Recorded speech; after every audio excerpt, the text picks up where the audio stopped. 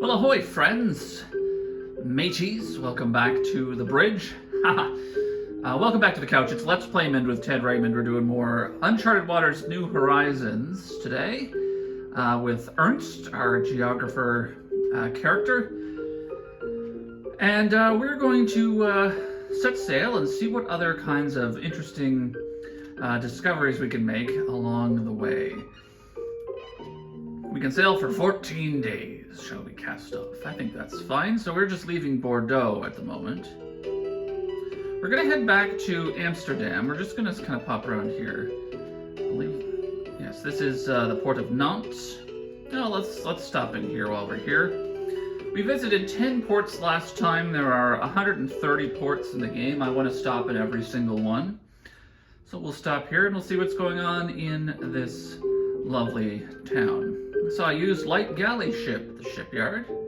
How's the ship yard here? 570 isn't bad. You might see some decent ships.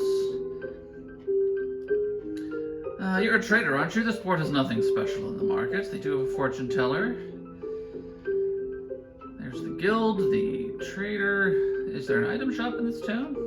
I don't know. There's a lot of empty space in this town.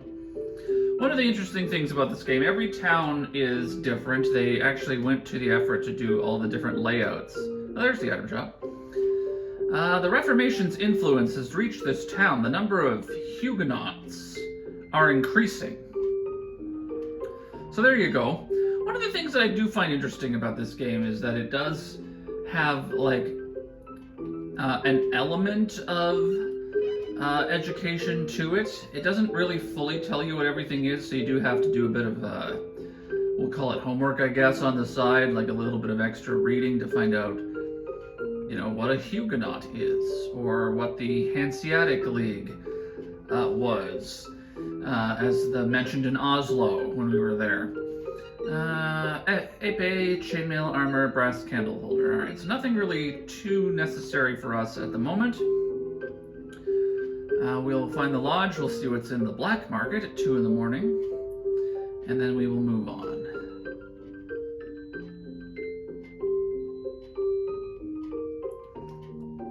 Oops.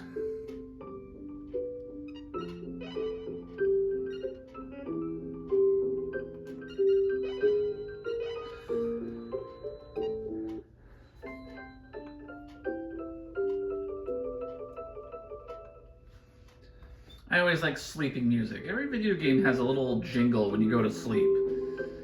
I wonder what inspired and started that. What was the first game that had a sleeping jingle? Was it Dragon Quest? Alright, well, what have you got for a limited time only? Nothing. Like, so, some item shops will still be open at 2 in the morning, and they'll still have the black market option, but they won't have anything special. There's nothing special in Nantes. So we will just move on from here.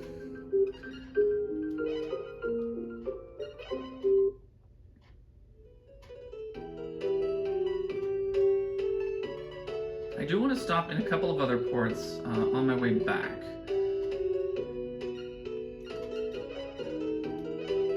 We're looking for Tonio, Spain.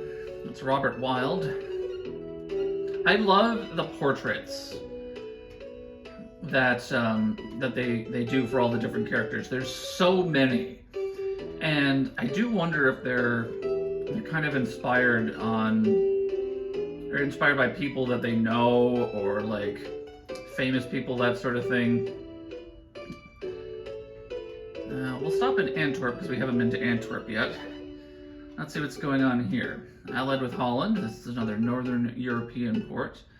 These ports do have some really good options for building ships, and you can invest in them to get better things. Ooh, like a used Now. Like a Now is a really good ship. We can't afford it at the moment, but I'll go pull it up from the used ship section. Now, Carrack, Balsa, Caravella, Latina. So that's what we have right now. Balsa's not very good. The Now is a really good ship. This is a mid-sized ship with a large cargo space. It's easy to maneuver and suitable for adventurous voyages. So it moves fairly quickly. It has a large cargo space. And he wants 30,000 gold pieces for it. How much are you willing to spend? I don't have enough money. Change your mind, eh? The thing with shipyards. So we haven't really gotten into the trading aspect of this game fully yet, and I'll probably do that soon. Wool cloth is the specialty of this port. You can haggle. You can haggle prices down. The economy in this town is booming, and it is pretty good. 660 for economy, 670 for industry, 101% for trade goods. So it's not bad. It's not a bad little economy. If you haggle down the shipmaster too low, he won't talk to you anymore. This is Gerard de Jode, and I believe he is another geographer. Well, we've already got a contract with Mercator, so we don't need Gerard de Jode. So we will just leave him.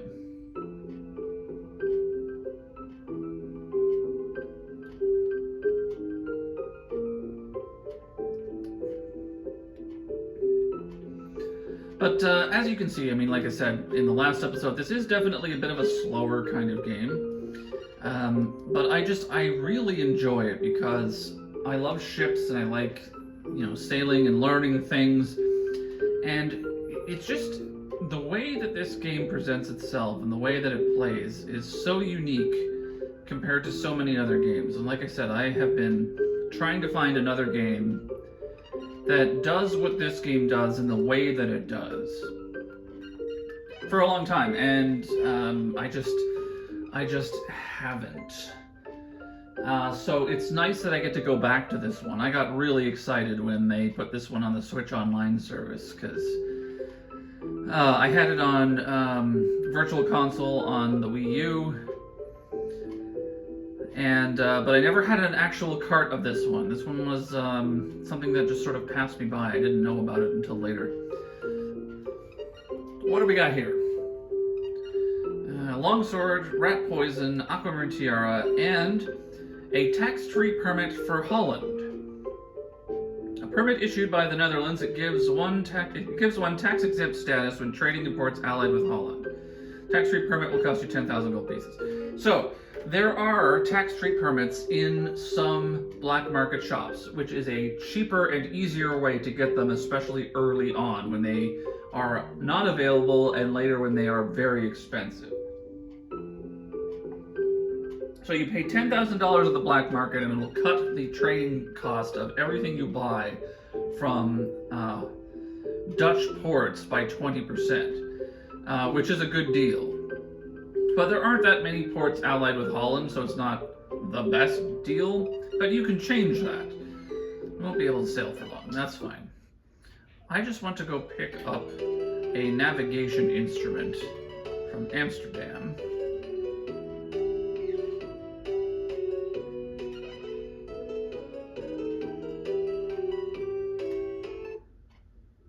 It is 9:30 and the shop isn't open, so we'll just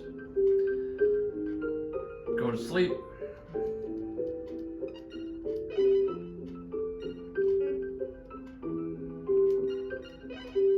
Might as well set it for 2 for going to the shop anyway. Excuse me.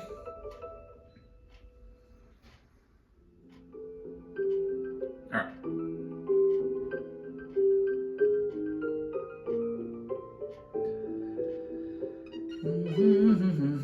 What do you have here? A pocket watch is a rare item. A handy portable watch. With it, you'll always know the correct time. It's 2,000 gold pieces. It's not the most useful thing, because, like, I guess it can tell you what time you're going to land at a port, but you can manipulate time by going to the lodge, so it's not really all that helpful. But what I do want is a sextant. 8,000 gold pieces. Jesus. Okay, never mind. I think I'll be fine. I didn't realize that these were so expensive. I forgot about that. Because we got a rumor from Professor Mord last time that there might be a village around 25 degrees north and 30 degrees east. And I'd just like to have a way to, measure that and make sure that I'm going in the right direction. But, just based off of my general knowledge of the world, obviously, London, right there, which we haven't stopped in, we might as well stop in London, is 0 degrees east and west, right? This is Greenwich. And then the equator is 0 degrees north and south. So I can kind of guess approximately where we need to go. Wool from England is made into textile in Amsterdam. That's kind of a trading tip, sort of. You're a trader, aren't you? Wool is the specialty of this port, so that's helpful. And so this is the capital of England. This is where Otto Baines starts his adventure. And yeah, the English ports make some of the best ships. The English ports and the Dutch ports. The problem with London, unfortunately, is that you can't invest in London. London has a very strong industry, 740, but you can't invest in a capital. It won't let you because investments kind of influence the port's loyalties, and you're not allowed to change the loyalty of a capital city. So you can't max out the industry in London. But you can in Bristol and in Dublin, in Ireland. So those ports can build you some really strong ships if you invest a lot of money into them. But it takes a long time, and then those ships are very expensive. Anyway, so we've kind of pitted around enough, so we're going to head down a little bit farther south, and we're going to hit the Mediterranean. We'll make a few stops along the way. This is Lisbon. This is the capital of Portugal. It's the middle of the night, that's fine. Very wide streets leading up to the palace. This is João Franco's house, and if you're playing another character other than him, it serves as a discovery place, like Professor Mord. So this one will also pay you the best for your discoveries. But I usually just go to Professor Mord.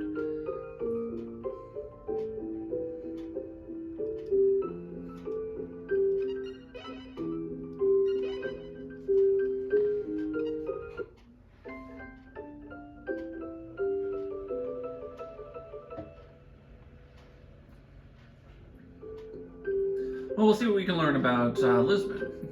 Rock salt is the specialty of this port, and that's good to know. That mansion is the Duke's residence. And so this is the residence of Duke Franco, who was the main character of the first Uncharted Waters game, which I am told is not very good. I've never played the first one. I think you're the same person, yeah. So, but like this town is not bad. It's got decent industry, decent economy. It's doing okay. So this is an Iberian port. I used Caravella Latina ship. And so the kinds of ships that you can get do differ a little bit by where the port is.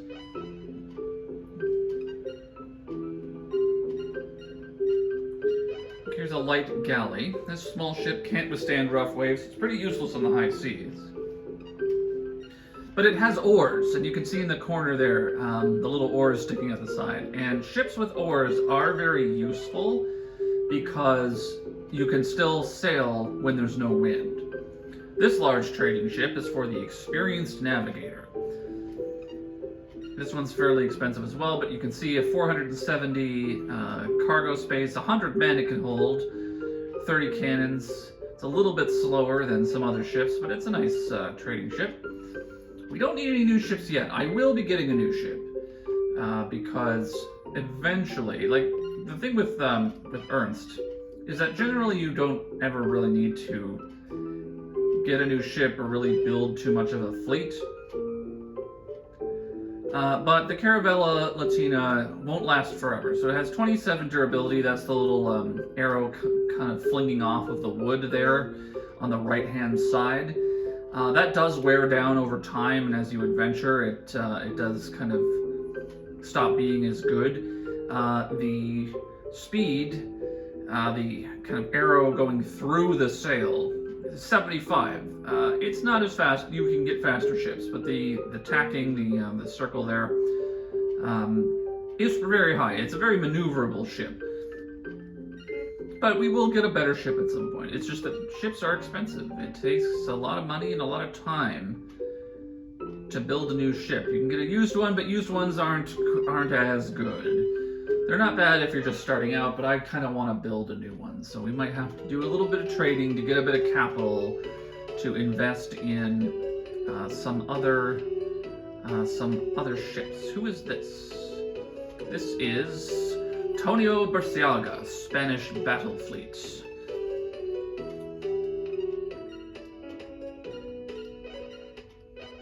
We're looking for John of Piracy. Okay, that's a little bad. They're looking for a pirate. John of Piracy. This is Seville. This is the capital of Spain in this game because, you know, it has to be a port to be the capital. Christopher Columbus set sail from this port in 1492 with the support of Queen Isabella I. Hey, great to know. Porcelain is the specialty of this port.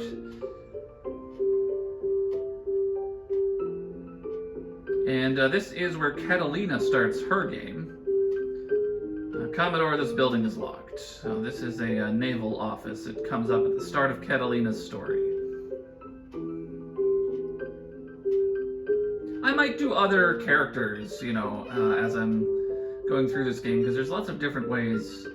There's lots of different ways to play this. I do want to kind of get a telescope. I think I might spend a bit of money on a telescope. I know it's 5,000, but I've got some spare change. The telescope is really handy because it does let you see things at a greater distance. And I did lose five of my men to sirens in the last game.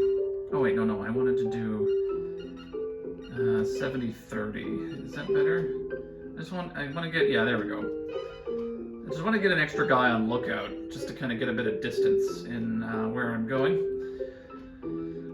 So, I don't have to stop in every port. I'm stopping in every port because I want to in this playthrough. It seems like it's appropriate for this character who's traveling the world and seeing all kinds of unique things.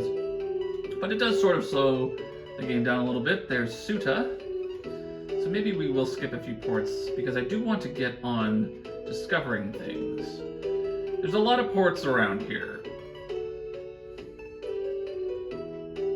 Commodore, we found the port of Algiers. There's Palma.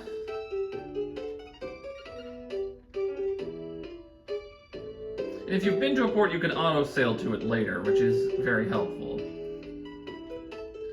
This is Tunis.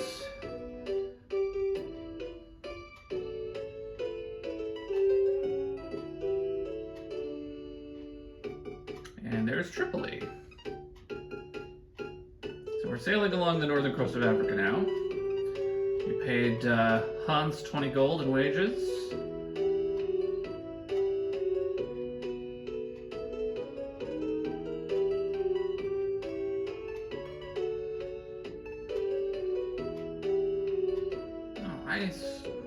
I was certain we would find the village here, but I guess we don't. So this is Alexandria, so we're going to stop here. There normally is, or there sometimes is, obviously. I thought this was the 25-30. We're approximately there. This is Alexandria, so let's see what we can find in Alexandria. Anybody hanging out? Ooh, Benito Gomez. Ahoy there, matey. How's life in the high seas? I'm a vagabond sailor. I heard there aren't really any capable sailors in Salonika. Aren't really any capable sailors in Kaffa either. Or in Kaffa, which I already said. Or in Beirut. I just hate everybody. I don't need to hire you right now. I'll talk to the waitress. I'll pay the 10 gold. What do I have? 37.48. Layla's our busiest waitress. You'll have to tip her 10 gold pieces first. So you can tell stories, give gifts, investigation, ask info. So if you ask info, what do you want to know? Port info? Well, that's a secret. She doesn't like me, so she doesn't know me. You can tell her a story. Tell her about Stonehenge. Wow, that's exciting. I wonder what kind of people lived there long ago. Sorry, I'm busy. So she won't do an investigation unless she really likes you. So you can tell stories, and each story you tell, the better value it is, the more valuable it is. Some waitresses like stories, some of them don't like stories, some of them want stuff. They want trinkets and expensive things. When you go into a building, time passes when you get out. You see it's 11 o'clock in the corner, now it is 12. I'm just going to pop in and out for a couple of times just to kind of move it to 2. 1:30. We might skip over 2 o'clock. Usually it's about an hour. Yeah, there we go, 2 a.m. Let's see what's in the black market in Alexandria. So you can see the characters have changed their models again. We're now in a kind of a Northern Africa, Middle Eastern style port, so the characters look a little different. Half plate, sextant, rat poison, and scimitar. So that's a sword. Rat poison is handy because it get rid of rats on your ship. Pesky animals will feast on your precious food if you don't have a way to get rid of them. 500 gold pieces. You know what? We'll buy some rat poison just in case. If you stop at ports frequently, you're less likely to get rats, I think. I haven't encountered rats too many times in my playthroughs, but they can be troublesome if you don't have a way to deal with them.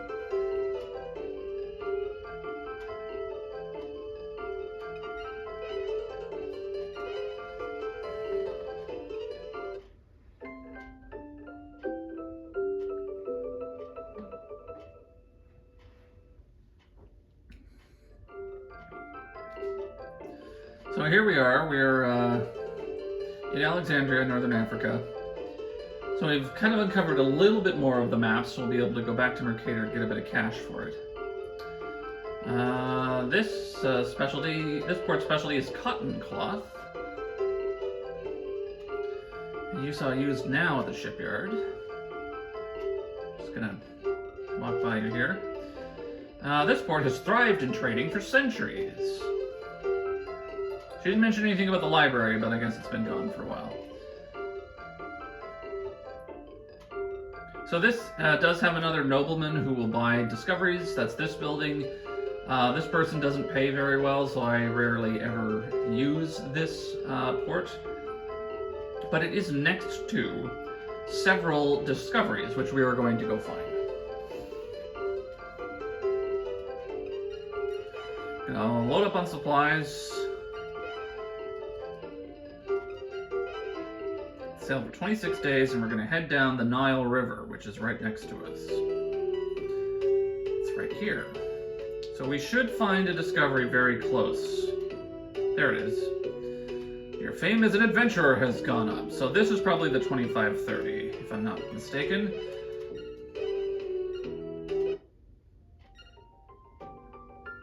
The music that plays here, I'm hoping you can hear it well.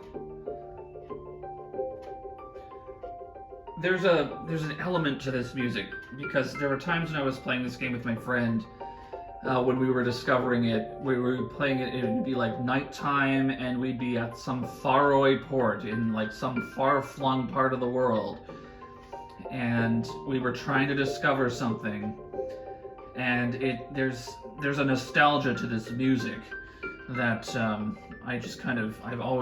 it gives me goosebumps. We discovered the ruins of an ancient civilization. 5 men from our crew want to stay in this village. They're tired of sailing. So that does happen sometimes. We have found the Khufu Pyramid, tomb of the pharaoh Khufu, a pyramid measuring 481 feet high with a square base of 756 feet wide. The 4 sides face the north, south, east, and west. And we're just going to have to kind of adjust our crew some more.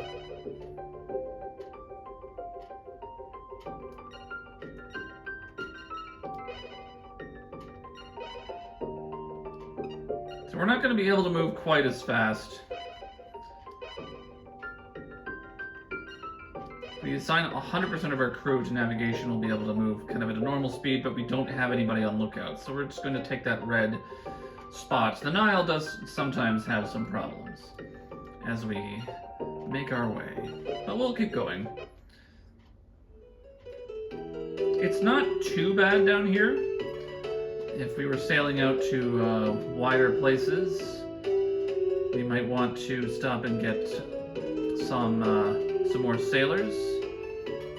The nice thing about having fewer sailors is it's fewer mouths to feed, so your food goes a little bit longer. Aha! Found another village. Oh, that's right. He's not my first mate right now. I have to fix that. So we're gonna land at this village. We're just gonna wait for a second. I have to...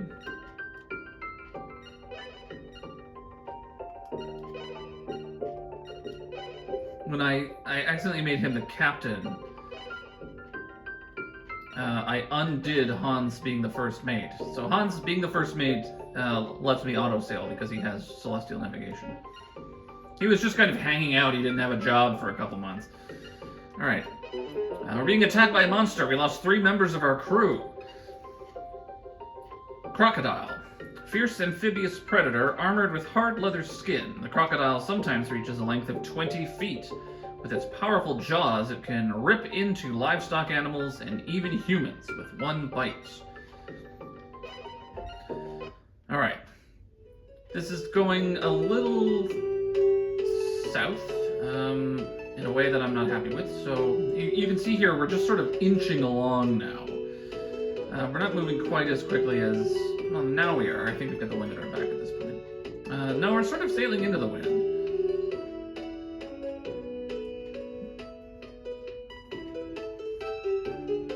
We're going to head back to Alexandria. We're going to hire a few more sailors because we lost a bunch of men. Some people just wanted to stay and hang out at the pyramids, and 3 men died from that crocodile.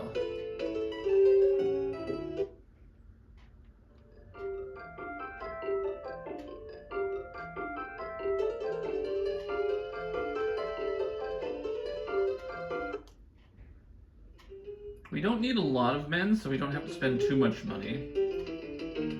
Well, you must be new here. It's a pleasure to make your acquaintance. I know a lot about seafarers. Would you be interested in my advice on ship crew? I thought you would. Have you used the assign crew command yet? It's used to assign your crew to different tasks aboard a ship. Navigation is for ship handling, lookout is for watching the horizon, and combat is for battles.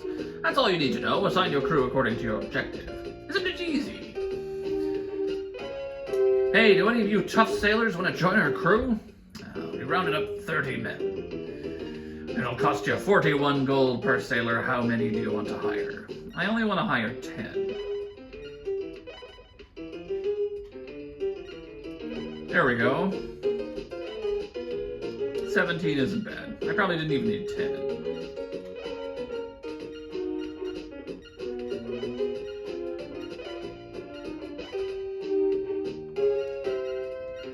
Drop that down to 70-30, 0 for combat. And I might be able to go 60-40.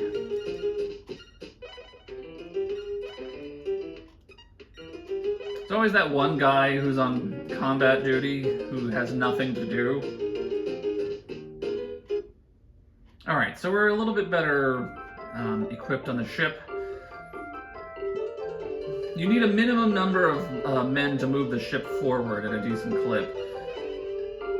You can still sail for 17 days. We're going to head back down the Nile because there's some more to discover. Commodore, I found the port of Cairo. Your fame as an adventurer has gone up. So, this one is fun. I love this. Cairo is over there. We cannot get to it from here. In order for us to sail to Cairo from here, we have to sail around the entire African continent because the Suez Canal doesn't exist in 1522. So we have no way of getting from the Mediterranean to the Suez without sailing around the entire African continent, which is a trip that takes months. So we found Cairo. but it will be a long time before we ever visit Cairo.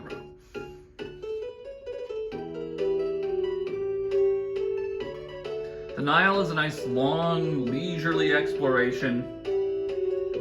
It's an early place to stop and look around.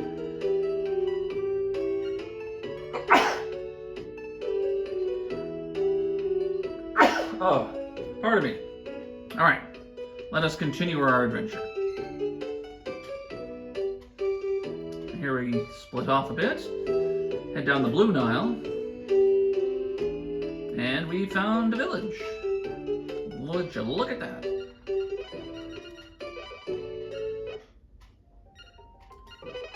We discovered a natural wonder. This is Tessisat Falls. The remote waterfall is 140 feet high and is found near the source of the Blue Nile.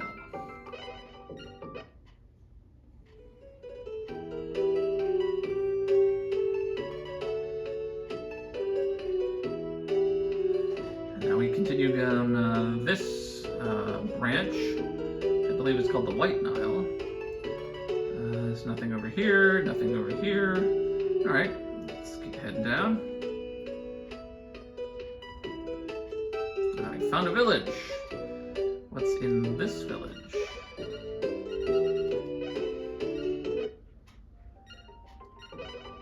We didn't find anything. All right, so this is where we have to start entertaining the villagers. Shall we entertain the locals? Yes.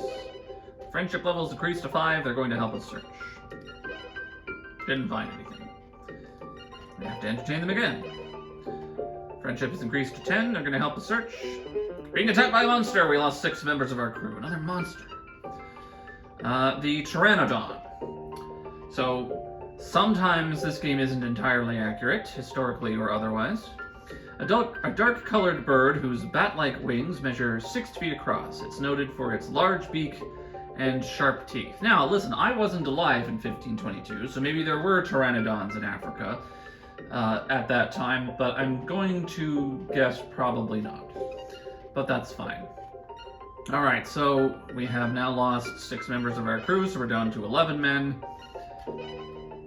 So once again, our ship is not moving quite as well as I would like it to. 80-40 do it? No. I'll have to do 90-10. I might be able to do 85-15. That'd be good. 90-10 it is. Okay, yeah, alright. I want one guy on lookout.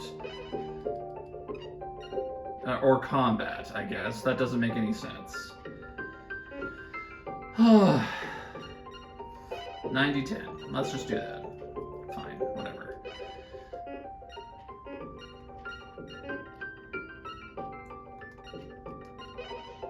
Shall we cast off? So, in order to entertain, you have to use a bit of your food. So, you see we have 11 water and 7 food. And we're kind of running out of food, but we have fewer men, so we should be able to make this voyage without too much trouble. Continue down, and here we are at the end of the Nile. We don't have anybody on lookout, so it's kind of a little bit harder to find villages. There's a village, there it is. I know there's one around here somewhere. This one. I discovered a natural wonder. This is Victoria Falls. The Zambezi River plunges 400 feet into Lake Victoria, forming Victoria Falls. Lake Victoria is believed to be the source of the Nile River. Now, this is not entirely accurate. Victoria Falls and Lake Victoria are different. So this is where we are in Africa right now. Fairly far down the continent. That's the little blinking dot at the very bottom of the discovered map there. That's us.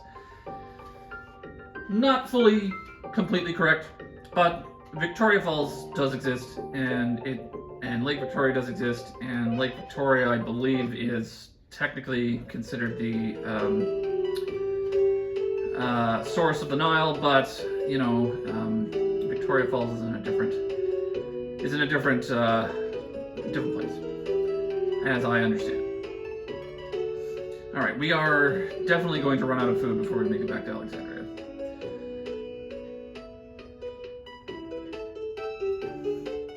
Now, we could, if we wanted to, plunder one of these villages. All right, so we might just make it. Commodore, we ran out of food. We must get supplies to the crew. Well, they can go a day or so. Commodore, crew was paid 20 gold pieces. Good. And now we're out of water. Almost. Boy, that was close.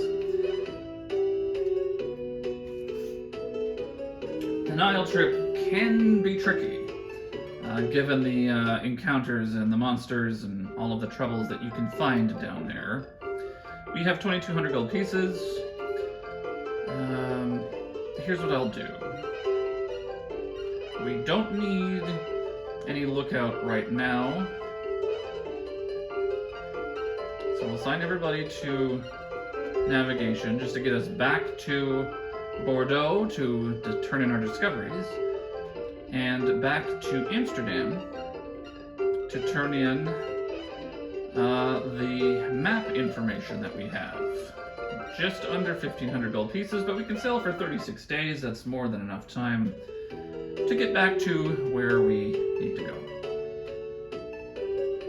We won't be finding any new ports while we're here.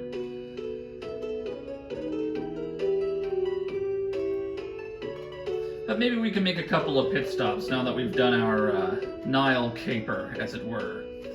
Let's go see what's going on in Tripoli. This is not a port that I stop in very often, I'll be honest. This is allied with Turkey. It's in North Africa.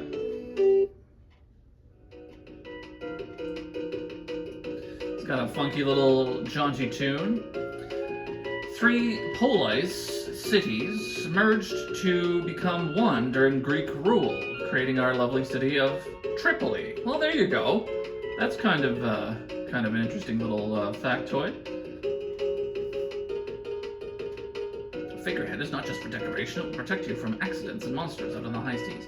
So that would explain this Northern African port has kind of Mediterranean-style NPCs, because this was formerly Greek. I used like shipyard.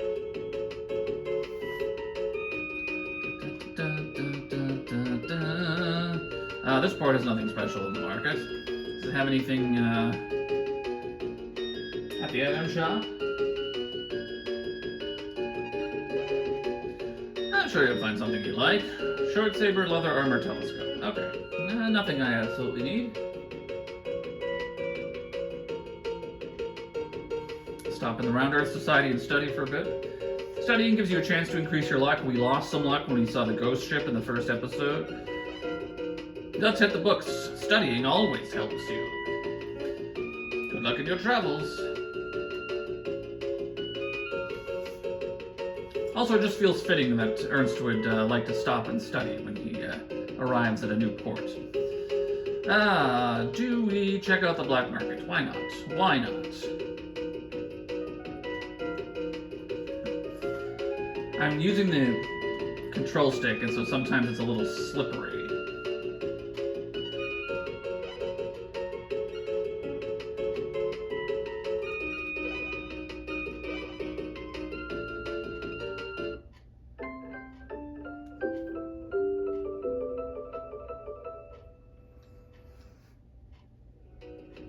So that's why I miss the doors sometimes.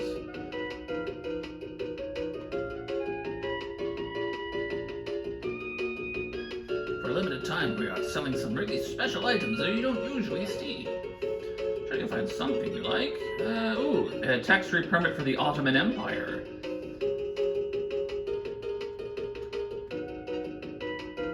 $10,000 gold pieces. I don't have enough. But that's okay. That's good to know, right? Because in the Ottoman ports, there's a lot of those. The Ottomans are very expansionist, and they have a lot of ports. So if you do some Ottoman trading, it's good to have a tax-free permit.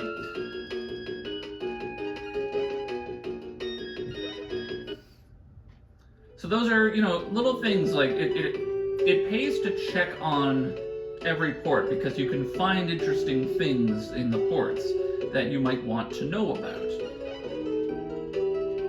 This is Jules Huygen, Dutch merchant fleet, with his mustache. Now we'll stop in Tunis, in Tunisia. This is a neutral port, so this one isn't occupied by any particular nation state. Not the best economy.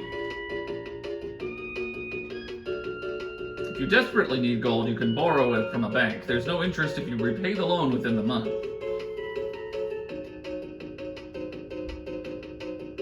I saw a used light galley ship at the shipyard, so you're the ship girl. Pirates known as corsairs call this port home. Be careful. So there are a couple of ports in northern Africa that are home to pirates. And you can find them in the cafe. Ulgu Ali, Jack Rackham are pirates. You better leave or else I'll rearrange your face. You better leave or else I'll rearrange your face. Well, a navigator called Ramsey was looking for a job in Pisa. They'll still talk to you.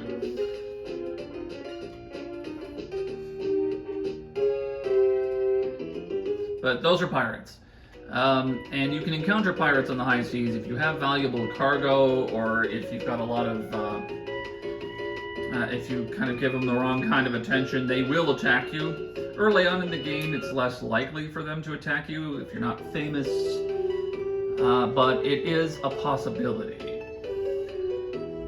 There are a couple of notable pirates that sail around the Mediterranean that can terrorize you. This is Hugo Oljac, another Dutch merchant. Oljak's fleet is heading toward the east, speed of 16 knots. We'll stop in Algiers. I believe this one is also neutral, because this is another pirate port. Watch out, this is the home port of the Barbary pirates.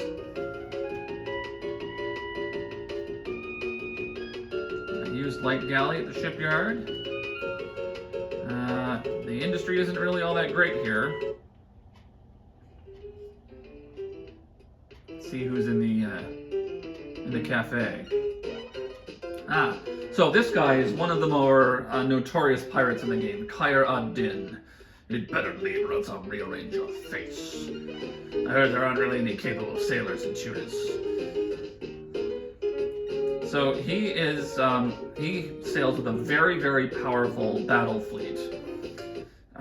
And he can mess you up.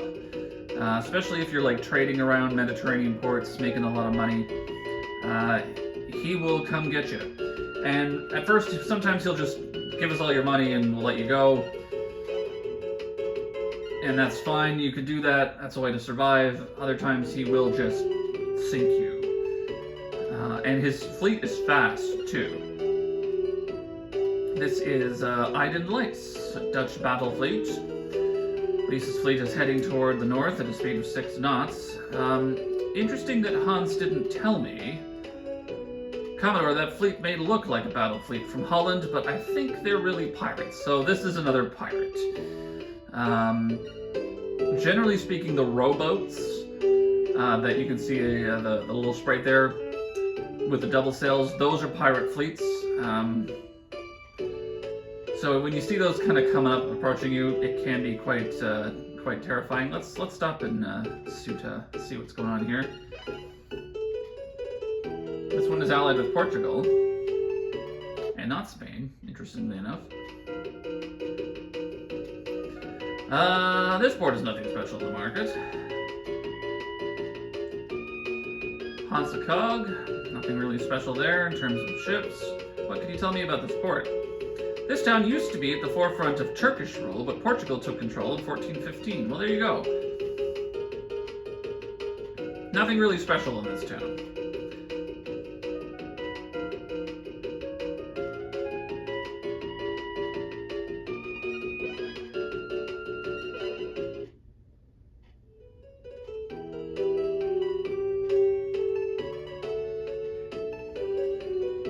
I might mispronounce some things. I always wanted to be like really worldly. I want to be smart, and I want to seem like I know a lot about things, but I'm not very well traveled, I'll be honest, in real life. So there might be times when I mispronounce the name of a place, or, you know, a kind of ship or something like that, and I might make a mistake. So I apologize in advance, but I believe it is pronounced Suta. I used to think it was Kyuta, but I looked it up, and I'm pretty sure I'm right in Suta now is the preferred pronunciation. Alright, let's stop in Amsterdam. I meant to stop in Bristol as well. But we'll give our map information to Mercator while we're here. How is our fame in adventure? 705. So we're getting there. We're getting there. We're getting close to the first time that the Governor General might notice us. So, Ernst, have you gotten used to sea travel yet? Thank you for all your hard work. Here's your pay, 4,160 gold pieces. Come back again. Alright, much appreciated. Nice little cash infusion, and we get a little bit of adventure fame as well, so now we're up to 965.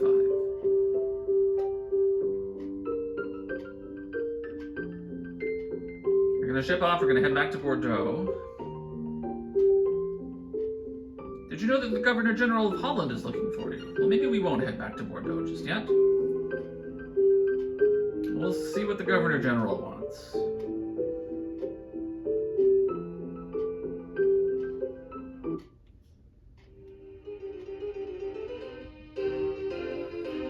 Commoners are usually not admitted here, but the king is interested in meeting with you. Please follow me. So it always says the king, even if it's not necessarily a king. In this country, it's a governor general. Still the vice regal, I suppose. Meet ruler. Hello there, Ernst. I've heard quite a bit about you lately. You look like someone I can count on. I'd like you to do a task for me. I've heard you're quite an adventurer. I want you to travel the world and find rare things. But your discoveries are for me only, so don't tell anyone else.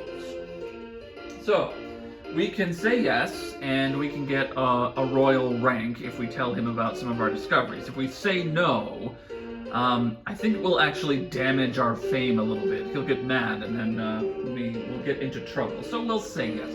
The problem with being an adventurer in this game is that your sovereign will always want your discoveries, which cuts into the amount of money you can make by selling your discoveries to someone like Professor Moore. If I had stopped there first, I wouldn't have any discoveries to give to the Governor General. But I'll say yes. If you successfully complete this task, I will bestow upon you a royal title. You discovered the Khufu Pyramid. Nice work. The world is still full of marvelous things. Go and find me something else. Discovered the crocodile. That's fantastic. Please accept this title. From this day forth, you shall be known as Page von Moore. His Majesty thinks you can make it on your own this time. You can ask for money or a ship.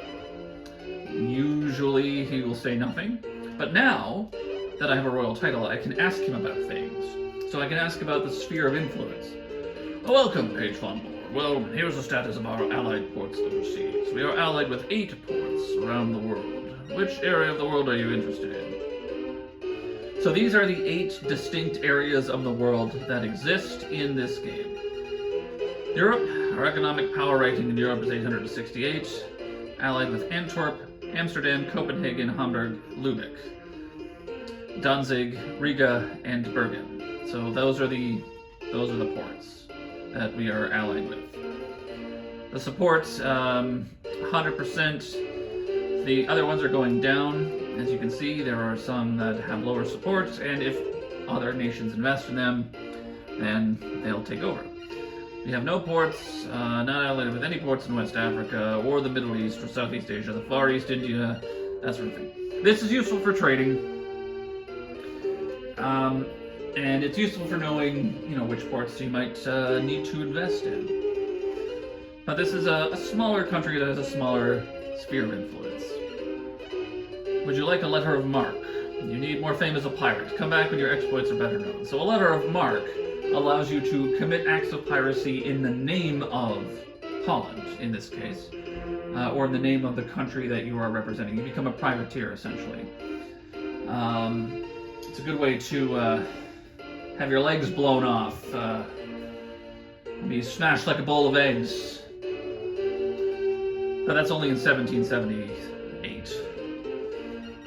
The tax-free permit, valid for half a year. You must renew it every April and October. If the permit is issued now, you will have to renew it very soon. Will you request a tax-free permit? No. It's also very expensive at the level of a page. I think it's 50,000 gold pieces. So there's not much else we can do, but now we do have a royal rank. So if I go to the character sheet, Ernst von Bohr is now a page, as you can see in the bottom corner. And you know what? That's a good place to kind of call it for the for this episode. We'll stop as Page von Bohr. That's the little rank symbol down there. And as we progress through the game, we can get our royal rank higher.